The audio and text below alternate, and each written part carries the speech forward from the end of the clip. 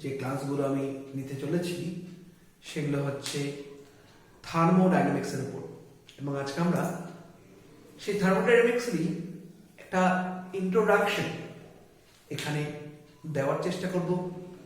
সেটা আমি কি করব, আমরা থার্মোডাইনামিক্সের পুরো পার্টে গিয়ে কি কি করতে পারি, কিভাবে কিভাবে আমাদের থার্মোডাইনামিক্স টোটাল কনটেক্সটটা ফিজিক্সের ক্ষেত্রে ডেভেলপ হয়েছে, এবং এখানে করতে গিয়ে কি কি কি কি টার্মিনোলজি, কি কি লজিক সম্বন্ধে আমরা পড়ব, তার একটা মোটামুটি ধারণা আজকের এই ক্লাসের মাধ্যমে আমি দেওয়ার চেষ্টা করব। তবে আমরা আজকে বেসিক্যালি লিখতে পারি, আমরা ফার্স্ট যে পোর্শনটাকে ইন্ট্রোডিউস করতে চলেছি থার্মোডাইনামিক্স। এখানে একসাথে দুটো কথা আছে, একটা থার্মো বা thermal, something related with heat, এবং তার পাশাপাশি ডাইনামিক্স, মানে একটা মোশন, বা আরো ভালো করে বলতে গেলে থার্মাল ইফেক্ট।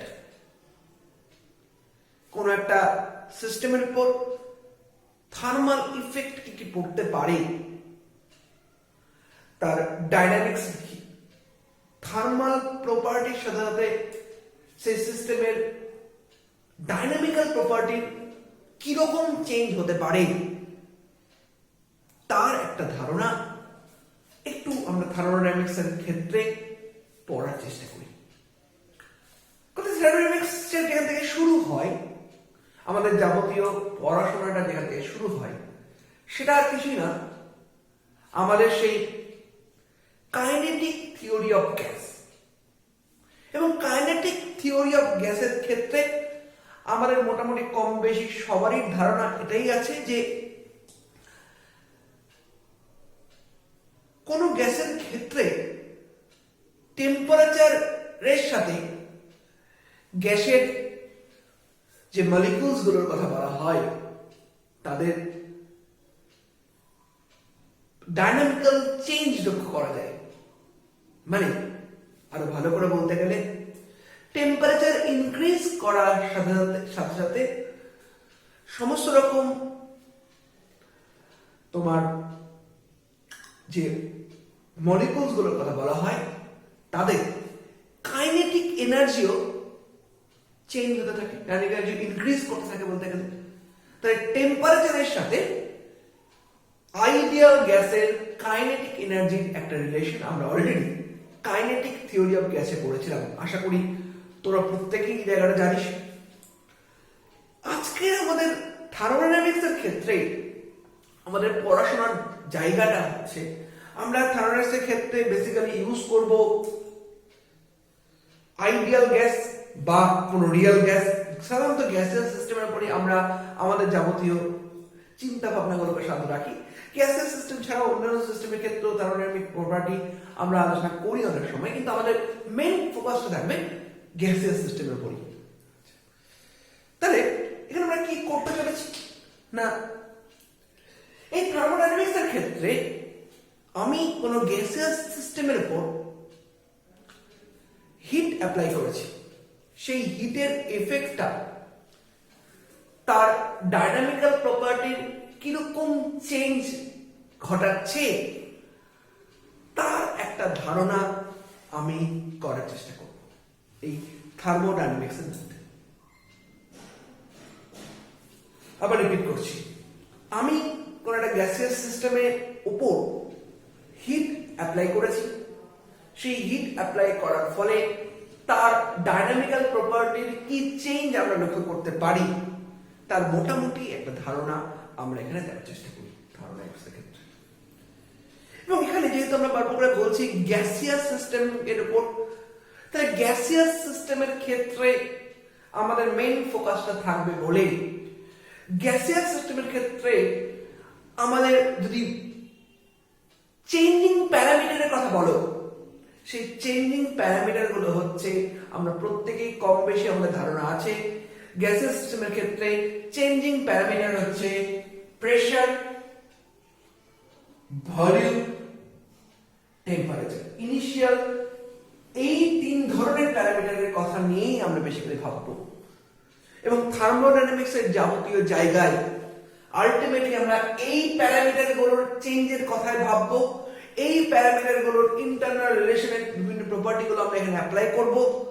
অবভিয়াসলি আমরা মোটামুটি আমাদের আইডিয়া আছে, যদি কোনো সিস্টেমকে আমি হিট দিই অবশ্যই তার টেম্পারেচার ইনক্রিজ করছে।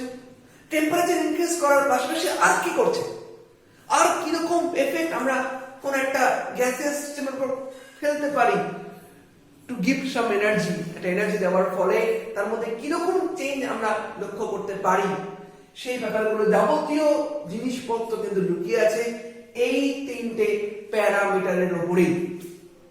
এবং এগুলোকেই আমরা বেসিক্যালি বলে থাকি thermodynamic variable. Thermodynamic variable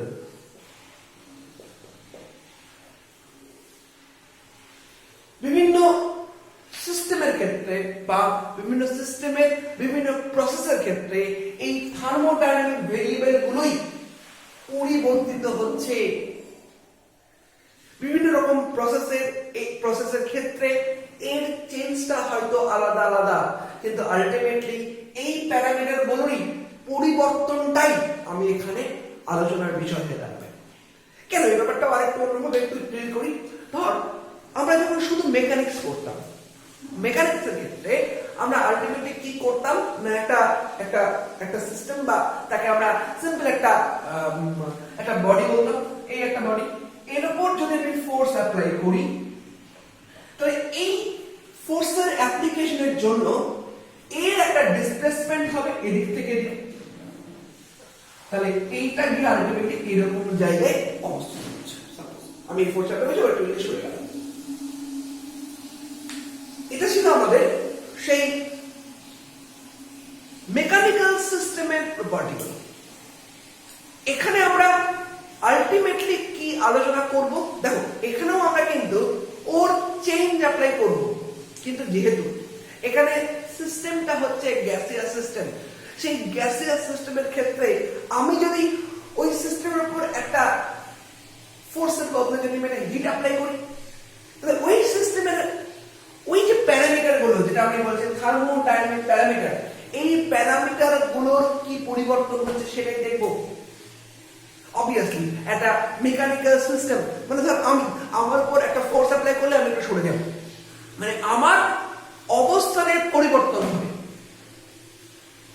but একটা থার্মোডাইনামিক সিস্টেম এবং সেটা গ্যাসিয়াস সিস্টেম যদি হয়, তার সিস্টেমটাকে বোঝানোর জন্য ওই সিস্টেমের ওই স্টেটটাকে বোঝানোর জন্য কিভাবে সেই স্টেটটাকে বোঝাবো না, আলটিমেটলি যে কোনো একটা সিস্টেম একে বোঝানোর জন্য এর এই তিনটে প্যারামিটারকে আমরা ডিফাইন করব।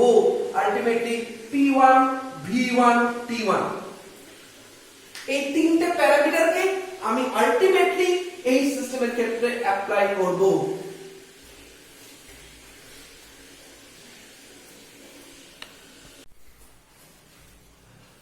আলটিমেটলি কোন একটা মেকানিক্যাল সিস্টেমকে বোঝানোর ক্ষেত্রে আমাদের খুব সহজ সেই মেকানিক্যাল সিস্টেমের একটা ম্যাস থাকবে, একটা ডিসপ্লেসমেন্ট থাকবে বা একটা অবস্থান থাকবে, তার একটা লোকেশন থাকবে, সেটাকে আমি একটা সিস্টেমের রেসপেক্টে এটা ধরো এই পয়েন্ট থেকে এত দূরে অবস্থিত এইভাবে বোঝাতে পারি। কিন্তু একটা থার্মোডাইনামিক সিস্টেম এবং সেই সিস্টেমটা একটা গ্যাসিয়াস সিস্টেম যদি হয়, তার ক্ষেত্রে কিন্তু তাকে বোঝানোর জন্য এই এই প্যারামিটার তিনটে ছাড়া আর কিছু নেই। আলটিমেটলি কোনো একটা স্টেটকে আমাকে বোঝাতে গেলে সেই স্টেটকে আমরা কি করে ডিফাইন করতে পারি না, সেই স্টেটে নিশ্চয়ই সেই সিস্টেমটার একটা প্রেসার থাকবে, সেই সিস্টেমটার একটা ভলিউম থাকবে, সেই সিস্টেমটার একটা টেম্পারেচার থাকবে। This is the thermodynamic variable.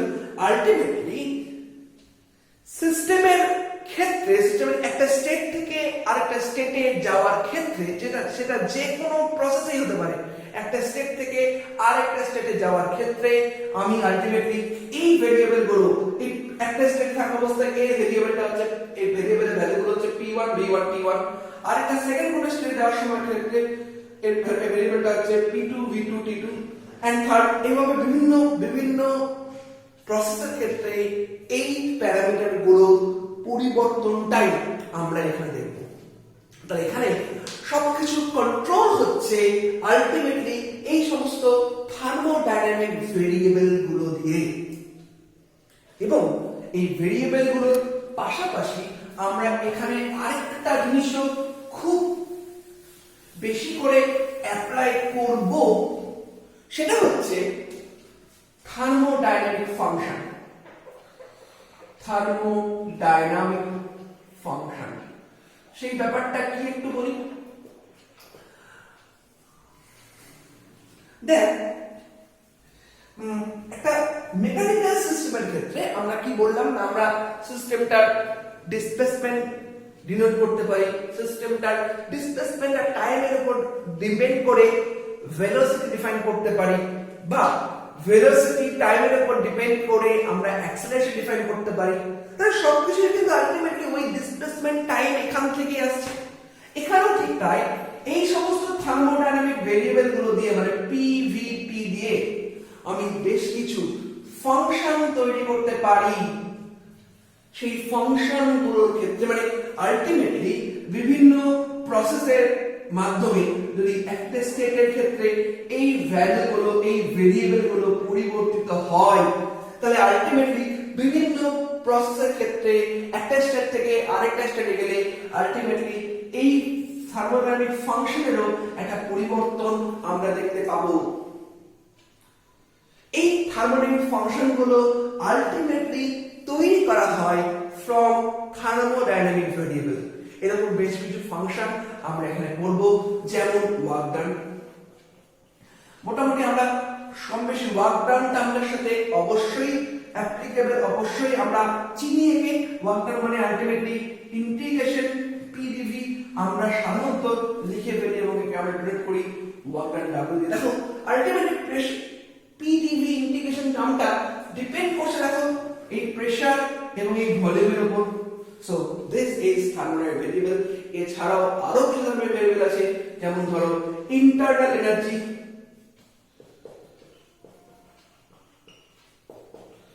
কি ইন্টারনাল এনার্জি বলি না, অবশ্যই কোন একটা gaseous system internal energy define করে বেসিক্যালি তার থার্মাল স্টেট। মানে কোন একটা সিস্টেমে যদি টেম্পারেচার বাড়ে অবশ্যই তার ইন্টারনাল এনার্জি বাড়বে, কোন একটা সিস্টেমের যদি টেম্পারেচার কমে অবশ্যই তার ইন্টারনাল এনার্জি কমবে। তাহলে ইন্টারনাল এনার্জি কিন্তু আলটিমেটলি কন্ট্রোল হবে এই প্রেসার ভলিউম টেম্পারেচারের মধ্যে, বেসিক্যালি টেম্পারেচার। আরেকটা থার্মোডাইনামিক ফাংশনের কথা আমরা খুব অ্যাপ্লাই করব, সেটা হচ্ছে ইন্টারনাল এনার্জি হিট রিসিভ বা হিট রিজেক্ট। কারণ আলটিমেটলি দেখো আমি কি বললাম না, আমি কোন গ্যাসিয়াস সিস্টেমের উপর কিছু হিট অ্যাপ্লাই করব এবং এই হিট অ্যাপ্লাই করার ফলে তার ইফেক্টটা আমি দেখার চেষ্টা করব, এটাই তো আমাদের কাজ। সো হিটকে আমি সব জায়গাতেই কন্ট্রোল করতে পারি। আমাদের যাবতীয় পড়াশোনার মধ্যে আরো কিছু থার্মোডাইনামিক ফাংশন আমাদের বিভিন্ন সময় আসবে, সেটা আমরা যখন আসবে তখন আস্তে আস্তে আস্তে আস্তে আমরা এটাকে ডিফাইন করব। সো আমরা কি কি শিখলাম? থার্মোডাইনামিক ভেরিয়েবল শিখলাম আর থার্মোডাইনামিক ফাংশন শিখলাম। এবার একটু বলে ফেলি আরেকটা কথা, সেটা হচ্ছে যে থার্মোডাইনামিক ফাংশন গুলোর ক্ষেত্রে আমরা এখানে দুটো টাইপের ফাংশনের কথা খুব অ্যাপ্লাই করি। একটা হচ্ছে স্টেট ফাংশন, আরেকটা হচ্ছে পাথ ফাংশন। কি স্টেট ফাংশন কি পাথ ফাংশন একটু বলে ফেলি। ঠিক আছে, এই যে আমি ফাংশন গুলোর কথা বলছি, আমি কি বলছি না বিভিন্ন প্রসেসে এই থার্মোডাইনামিক ফাংশনের ভ্যালু গুলো পরিবর্তিত হচ্ছে। কেন পরিবর্তনটা হচ্ছে না, অবশ্যই বিভিন্ন প্রসেসের ক্ষেত্রে থার্মোডাইনামিক ভেরিয়েবল গুলো চেঞ্জ হচ্ছে। ভেরিয়েবল গুলো আলটিমেটলি ওর ফাংশন গুলোকে চেঞ্জ করছে। এবার কথা হচ্ছে যে বেশ কিছু থার্মোডাইনামিক ফাংশনের ভ্যালু শুধুমাত্র ডিপেন্ড করে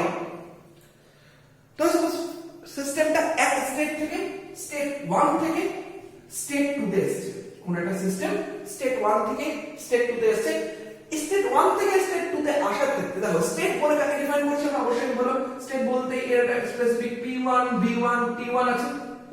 এই স্টেট বলতে এর একটা p2 v2 t2 আছে। এই সিস্টেমটা 1 থেকে 2 তে আসতে গিয়ে বিভিন্ন প্রসেসে আসতে পারে। এটা একটা প্রসেস হতে পারে, এটা হচ্ছে প্রসেস 1। এইভাবে আসতে পারে, এটা হচ্ছে প্রসেস 2। এইভাবে আসতে পারে, এটা হচ্ছে প্রসেস 3। সো বিভিন্ন ডিফারেন্ট প্রসেসের মাধ্যমে সিস্টেমটা কিন্তু 1 স্টেট থেকে 2 স্টেটে আসছে। বাট বি কেয়ারফুল, যদি দেখা যায় যে থার্মোডাইনামিক ফাংশনের যে চেঞ্জের কথা বলা হচ্ছে, সাপোজ ধর আমি একটা f থার্মোডাইনামিক ফাংশনের কথা বলা হচ্ছে, তাহলে f ফাংশনটা ভ্যালুটা 1 স্টেটে হচ্ছে f1, 2 স্টেটে হচ্ছে f2। তাহলে আপাতত চেঞ্জ হচ্ছে f2 f1। তাহলে যে কোনো স্টেটেই যদি মানে যে কোনো প্রসেসেই যদি মানে process 1 process 2 process 3 whatever be the process, যে কোনো প্রসেসেই যদি এই স্টেটের ফাংশনের ভ্যালু f1 থাকে এবং এই স্টেটের ফাংশনের ভ্যালু f2 থাকে, তাহলে অবশ্যই দেখো ফাংশনের ভ্যালুটা পাথের উপর ডিপেন্ড করছে না। ফাংশনের ভ্যালুটা পাথের উপর ডিপেন্ড করছে না। ইট ইজ নট ডিপেন্ডেন্ট, পাথের উপর ডিপেন্ড করছে না, মানে it is not dependent on path, not dependent। তার মানে কি আমি যে প্রসেসেই যাই না কেন, আমি 1 নম্বর থেকে 2 নম্বর আসলে আলটিমেটলি আমি এই ফাংশনের যে চেঞ্জ আমরা পাবো সেটা কিন্তু সবসময়ের জন্য হবে f2 f1।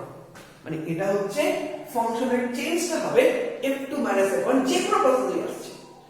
তাহলে এই প্রত্যেকটা প্রসেসের ক্ষেত্রে যেহেতু এই ফাংশনের চেঞ্জটা একই রকম, তাহলে আমরা বলতে পারি যে এই ফাংশনটা হচ্ছে state function, because it only depends on the state, not on the path. আর যে সমস্ত ফাংশনের ভ্যালুগুলো বিভিন্ন প্রসেসের ক্ষেত্রে বিভিন্ন রকম, মানে 1 স্টেট থেকে 2 স্টেটে আসার ক্ষেত্রে বিভিন্ন প্রসেসের জন্য যদি মানে এখানে ফাংশন ভ্যালু f1, এই পথে আসতে গিয়ে ফাংশন এই পয়েন্টে ফাংশন ভ্যালু হলো f2, এই পথে আসতে গিয়ে ফাংশন ভ্যালু হলো f3, এই পথে আসতে গিয়ে ফাংশন ভ্যালু হলো f4।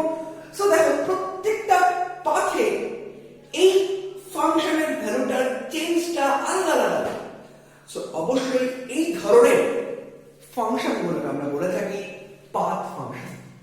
এবার আরেকটা জিনিস একটু বলে দিই, তাহলে দেখো যেটা আমাদের স্টেট ফাংশন, সেই স্টেট ফাংশনের ক্ষেত্রে ফর স্টেট ফাংশন যেটা শুধুমাত্র স্টেটের উপর ডিপেন্ড করছে, পাথের উপর নয়, তাহলে এই ক্ষেত্রে আমি df মানে চেঞ্জ ইন f সবসময়ের জন্যই আমি বলতে পারি f2 f1। মানে এই ধরনের ফাংশনগুলোকে আমরা বলে থাকি স্টেট ফাংশন, এবং এই ধরনের ডিফারেন্সিয়েশনকে বলে থাকি আমরা এক্সাক্ট ডিফারেনশিয়াল। মানে স্টেট ফাংশনগুলোর ক্ষেত্রে আমরা অবশ্যই আমাদের কনটেক্সটের মধ্যে বারবার করে আমরা অ্যাপ্লাই করতে পারি কিছু এক্সাক্ট ডিফারেনশিয়াল। এটা একমাত্র সম্ভব যদি ফাংশনটা স্টেট ফাংশন হয়। অবশ্যই পাথ ফাংশনের ক্ষেত্রে কিন্তু আমরা এই ধরনের কোনো ক্রাইটেরিয়া ফর পাথ ফাংশন আমরা দিতে পারবো না, কারণ পাথ ফাংশনের ক্ষেত্রে আমাকে পাথটাকেও তো ডিফাইন করতে হবে। তাই পাথটাকেও ডিফাইন করা যেহেতু আমাদের ক্ষেত্রে খুব ইম্পর্টেন্ট হয়ে যাচ্ছে পাথটার ক্ষেত্রে, পাথ ফাংশনের ক্ষেত্রে, তাই পাথ ফাংশনের ক্ষেত্রে এরকম কোনো এক্সাক্ট ডিফারেনশিয়াল আমরা বলতে পারবো না।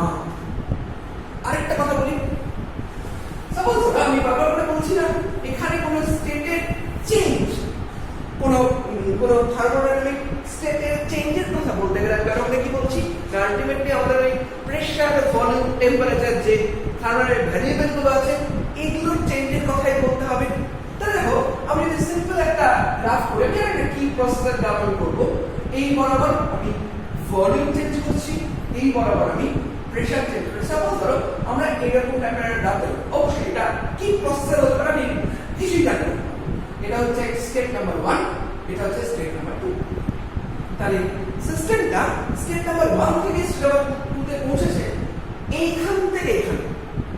Be careful. দেখো, যদি আমি পাথের ব্যাপারে শিওর হতে চাই যে এটাই পাথ, আমি তখনই পাথের ব্যাপারে শিওর হতে পারি যদি আমি প্রসেসটা খুব আস্তে আস্তে আস্তে আস্তে করি।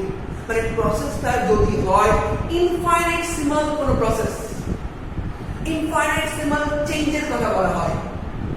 মানে কি ব্যাপারটাকে বলি, সাপোজ ধরো আমি যদি বলি আমি 1 থেকে 2 এ এসেছি, আমি এইখানে একটা পয়েন্ট পেলাম, আমি এখানে একটা পয়েন্ট পেলাম, আলটিমেটলি আমি 2 এ পৌঁছে গেলাম, সলভিং গ্রাফটা এরকম করে দিলাম।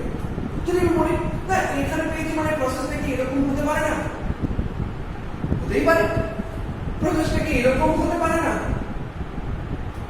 হতেই পারে।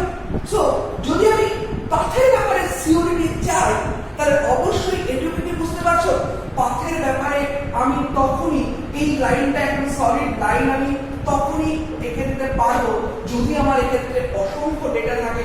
মানে আমি এখানে এখানে এখানে এখানে এখানে এরকম অসংখ্য ডেটা যাতে আমি 1 নম্বর থেকে 2 নম্বর পয়েন্টের মধ্যে আনতে পারি, তবেই আমি পাথের ব্যাপারে 100% শিওর হব। তাই যে সমস্ত থার্মোডাইনামিক প্রসেসের কথা এখানে বলা হবে, সেই প্রসেসগুলো হবে কোয়াসি স্ট্যাটিক। খুব আস্তে আস্তে আস্তে আস্তে মানে একটা ইনফাইনাইটসিমাল চেঞ্জ হচ্ছে, কিন্তু চেঞ্জটা খুব আস্তে আস্তে আস্তে হচ্ছে যাতে আমি পুরো প্রসেসটাই আনতে পারি। এবং বেশ কিছু প্রসেসের ক্ষেত্রে কিন্তু কোয়াসি স্ট্যাটিক প্রসেস ছাড়াও ফার্স্ট প্রসেস হতে পারে। সেক্ষেত্রে আমাকে প্রসেসটা কি ধরনের প্রসেস হচ্ছে ফাইনাল আউটপুট দেখে সেই সম্বন্ধে একটা ক্লিয়ার কাট ধারণা রাখতে হবে। এবং আরেকটা জিনিস বলি একটু, সেটা হচ্ছে থার্মোডাইনামিক্স পড়ার ক্ষেত্রে আমি অলরেডি তোমাদের বিভিন্নভাবে এটা আলোচনা করেছি। আমরা বারবার করে দুটো টার্ম খুব অ্যাপ্লাই করছি, একটা হচ্ছে সিস্টেম আর একটা হচ্ছে সারাউন্ডিংস। এই সিস্টেম এবং সারাউন্ডিং ব্যাপারটা কি বলি, সিস্টেম মানে হচ্ছে টোটাল যে জায়গা, টোটাল আমি বারবার বলছি গ্যাসের সিস্টেমের কথা, টোটাল যে গ্যাসটা আলটিমেটলি একটা কন্টেনারের মধ্যে রাখতে হবে। সেই কন্টেনারের অংশটুকুর মধ্যে কিন্তু আমি আমাদের সমস্ত পরীক্ষা নিরীক্ষাগুলো চালাবো। সো আমি আমার সমস্ত পরীক্ষা নিরীক্ষাগুলো যে অঞ্চলটুকুর মধ্যে চালাচ্ছি সেটাই কিন্তু আলটিমেটলি আমার কাছে সিস্টেম, এবং ওটা বাদ দিয়ে বাকি সবই কিন্তু আমার কাছে সারাউন্ডিংস। এবং অবশ্যই দেখো সিস্টেম এবং সারাউন্ডিং মানে আমি ধরছি যে এটা আমাদের সিস্টেম, এটা গ্যাসের সিস্টেম, তাহলে এটা যদি আমাদের সিস্টেম হয় তাহলে এটা আলটিমেটলি আমাদের বাকিটা আমাদের কাছে সারাউন্ডিংস। তাহলে সিস্টেম এবং সারাউন্ডিংস এ দেখো আলাদা করা যাচ্ছে এইরকম কিছু boundary. This is the boundary. এই বাউন্ডারিটা কিন্তু সিস্টেমের থেকে সারাউন্ডিংস কে আলাদা করেছে। সিস্টেমের বাউন্ডারিটা যদি ডিফাইন না হতো তাহলে কিন্তু কখনোই সারাউন্ডিংস এর ব্যাপারটা আসতো না। সাপোজ ধরো এই যে আমাদের পরপর করোনা ভাইরাসের জন্য বিভিন্ন জেলা ওয়াইজ বিভিন্ন সময় বিভিন্ন জোন করে দিচ্ছে, রেড জোন, হোয়াইট জোন। এর ক্ষেত্রেও কিন্তু আমরা বলতে পারি সেটা যে এই যে জোনটা ডিফাইন ভাগ করেছে সেখানেও কিন্তু একটা বাউন্ডারি থাকবে। মানে তারপর ধরো মালদা অংশটুকুটা এখন বর্তমানে আমাদের কেন্দ্র সরকারের নীতি অনুসারে সেটা রেড জোনের মধ্যে পড়ছে। তাহলে মালদার যে এলাকা, পুরো এলাকার একটা বাউন্ডারি থাকবে, সেই বাউন্ডারির মধ্যে কিন্তু আলটিমেটলি এটা রেড জোন, তার বাইরে কিন্তু অবশ্যই অন্য কোনো জোন থাকতেই পারে। সো বাউন্ডারিটা আমাদের ক্ষেত্রে খুব ইম্পর্টেন্ট। তাহলে এই সিস্টেম এবং সারাউন্ডিংসকে আলাদা করেছে এই ধরনের কিছু বাউন্ডারি, এবং বাউন্ডারির প্রপার্টির উপর ডিপেন্ড করে বিভিন্ন সময় সিস্টেম এবং সারাউন্ডিংসের মধ্যে বিভিন্ন রকম এক্সচেঞ্জ আমরা করে থাকি। আমরা সবাই মোটামুটি আইডিয়া আছে আমাদের 3 ধরনের বাউন্ডারি বা 3 ধরনের সিস্টেমের কথা বলে থাকি। একটা হচ্ছে আইসোলেটেড বাউন্ডারি বা আইসোলেটেড সিস্টেম, একটা হচ্ছে ওপেন সিস্টেম, আরেকটা হচ্ছে ক্লোজ সিস্টেম। এই তিনটার ব্যাপার সম্বন্ধে আমরা একটু একটু বলে ফেলি। কি ব্যাপারটা না, আইসোলেটেড বাউন্ডারি বলা হচ্ছে যে বাউন্ডারির মধ্যে দিয়ে সিস্টেমের সাথে সারাউন্ডিংসের কোনো ধরনের এক্সচেঞ্জ হবে না, সেটা হচ্ছে আইসোলেটেড বাউন্ডারি। যদি সিস্টেমের সাথে সারাউন্ডিংসের শুধুমাত্র এনার্জির এক্সচেঞ্জ হয়, কোনো রকম মাস এক্সচেঞ্জ না হয়, তাহলে সেটা ওপেন বাউন্ডারি। আর সিস্টেমের সাথে সরি ভুল বললাম, আমার এখানে অর্ডারটা একটু ভুল হয়েছে বলেই এই অবস্থা।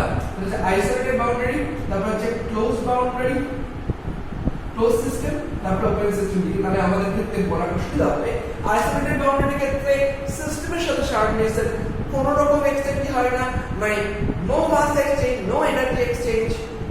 ক্লোজ বাউন্ডারির ক্ষেত্রে সিস্টেমের সাথে সারাউন্ডিংস এর শুধুমাত্র এনার্জির এক্সচেঞ্জ হয়, মাসের কোনো এক্সচেঞ্জ হয় না। ওপেন বাউন্ডারির ক্ষেত্রে সিস্টেমের সাথে সারাউন্ডিংস এর মাস এবং এনার্জি উভয়েরই এক্সচেঞ্জ হয়।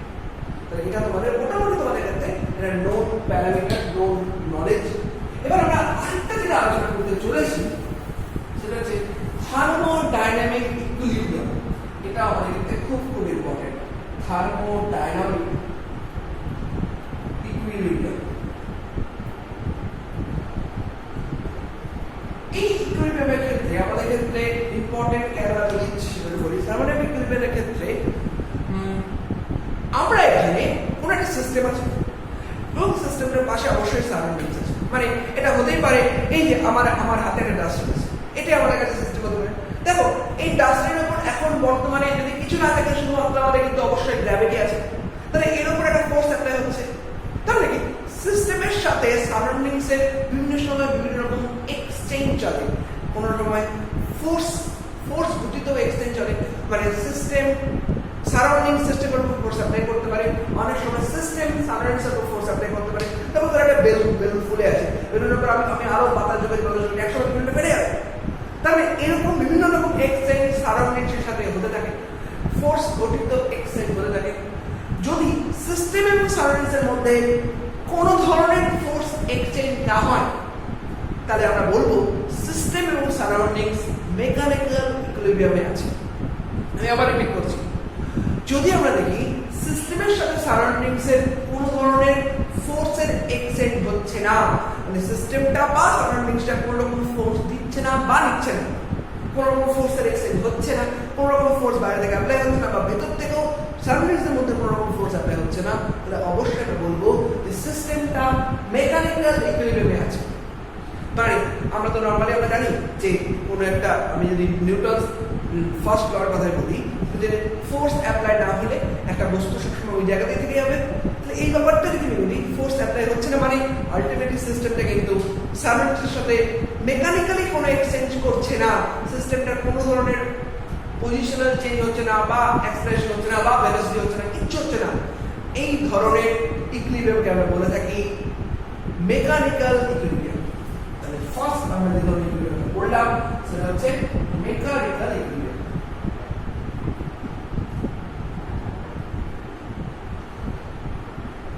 এবার নেক্সট কি না, সাপোজ ধরো সিস্টেম এবং সারাউন্ডিংসের সাথে মেকানিক্যাল ইকুইলিব্রিয়াম হচ্ছে, এরপরে সিস্টেম এবং সারাউন্ডিংসের সাথে সাপোজ কোনো পার্টিকেল এক্সচেঞ্জ হচ্ছে, মাস এক্সচেঞ্জ হচ্ছে, মানে পার্টিকেল এক্সচেঞ্জ হচ্ছে।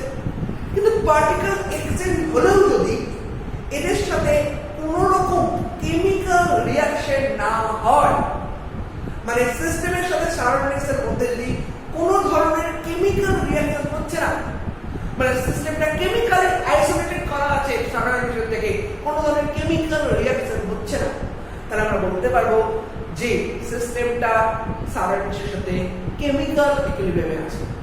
তাহলে থার্মাল মেকানিক্যাল ইকুইলিব্রিয়ামের পাশাপাশি আমরা অবশ্যই বললাম হচ্ছে কেমিক্যাল ইকুইলিব্রিয়াম, মানে এক্ষেত্রে হয়তো সিস্টেমটা কোনো ধরনের কেমিক্যাল রিঅ্যাকশন করছে না সারাউন্ডিংসের সাথে। আর অবশ্যই 3 নম্বরটা সম্বন্ধে মোটামুটি আমাদের সবারই কম বেশি আইডিয়া আছে, সেটা হচ্ছে থার্মাল ইকুইলিব্রিয়াম, মানে সিস্টেম এবং সারাউন্ডিংসের ক্ষেত্রে কোনো ধরনের হিটের এক্সচেঞ্জ হচ্ছে না। যদি কোনো ধরনের হিটের এক্সচেঞ্জ না হয় তার মানে সিস্টেম এবং সারাউন্ডিংসের টেম্পারেচার মোটামুটি সেম হচ্ছে, তাই মানে কোনো রকম হিটের এক্সচেঞ্জ হচ্ছে না। তাহলে যদি সিস্টেম এবং সারাউন্ডিংসের মধ্যে কোনো রকম হিটের এক্সচেঞ্জ না হয় তার মানে সিস্টেমটা থার্মাল ইকুইলিব্রিয়ামে আছে। সো মেকানিক্যাল ইকুইলিব্রিয়ামে থাকতে পারে, কেমিক্যাল ইকুইলিব্রিয়ামে থাকতে পারে এবং থার্মাল ইকুইলিব্রিয়ামে থাকতে পারে সারাউন্ডিংসের সাথে। সো এই তিনটে প্রপার্টি যদি একসাথে কোনো সিস্টেম এবং সারাউন্ডিংসের মধ্যে কাজ করে, মানে মেকানিক্যাল ইকুইলিব্রিয়াম, কেমিক্যাল ইকুইলিব্রিয়াম এবং থার্মাল ইকুইলিব্রিয়াম তিনটাই যখন একসাথে কাজ করে তখন অবশ্যই আমি বলতে পারবো যে থার্মোডাইনামিক ইকুইলিব্রিয়াম এক্সিস্ট করছে। এই তিনটা ইকুইলিব্রিয়াম একসাথে এক্সিস্ট করার অর্থ হচ্ছে আমরা থার্মোডাইনামিক ইকুইলিব্রিয়ামে থাকি। এই মোটামুটি হচ্ছে আমাদের থার্মোডাইনামিক্সের উপর একটা বেসিক নলেজ। আমরা বিভিন্ন সময় এই সমস্ত আমরা কি কি পড়লাম সেটা একটু ভাবার চেষ্টা করি। দেখো, আমরা ফার্স্ট পড়লাম কিছু থার্মোডাইনামিক, মানে থার্মোডাইনামিক্সের ক্ষেত্রে আমরা কি পড়তে চলেছি। তারপরে বললাম, পড়ার ক্ষেত্রে দেখতে পেলাম যে আমরা থার্মোডাইনামিক কিছু ভেরিয়েবলের কথা বারবার করে বলবো। তারপরে আমরা দেখতে পেলাম থার্মোডাইনামিক ভেরিয়েবলগুলোর উপর বেস করে বেশ কিছু থার্মোডাইনামিক ফাংশন এক্সিস্ট করছে তার সম্বন্ধে বললাম। এবং পাশাপাশি বিভিন্ন সময় আমাদের দেখতে পাচ্ছি সিস্টেম এবং সারাউন্ডিংসের কথা অটোমেটিক্যালি চলে আসছে। আমরা সিস্টেম এবং সারাউন্ডিংস নিয়ে পড়লাম, আমরা বিভিন্ন ধরনের ফাংশনের প্রপার্টি নিয়ে পড়লাম, এবং অবশ্যই আমরা থার্মোডাইনামিক ইকুইলিব্রিয়াম নিয়ে পড়লাম। আমি মোটামুটি ভাবে চেষ্টা করলাম আজকে তোমাদের সামনে থার্মোডাইনামিক্স এর ক্ষেত্রে আমরা কি কি করতে চলেছি তার একটা প্রেডিকশন দেওয়া। নেক্সট ক্লাসে হয়তো আমরা ভালো মতো আমাদের ফার্স্ট ল অফ থার্মোডাইনামিক্সটা পড়ার চেষ্টা করব। আজকে